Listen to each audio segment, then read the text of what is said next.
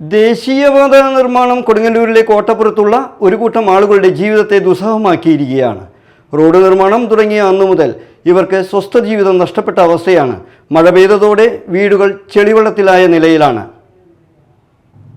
കോട്ടപ്പുറം പാലത്തിന് സമീപം താമസിക്കുന്ന 8ഓളം കുടുംബങ്ങളാണ് വികസനത്തിൻ്റെ ഇരകളായി മാറുന്നത്. റോഡ് നിർമ്മാണം തുടങ്ങിയ അന്നു മുതൽ ഇവർക്ക് സ്വസ്ഥ ജീവിതം നഷ്ടപ്പെട്ട അവസ്ഥയാണ്.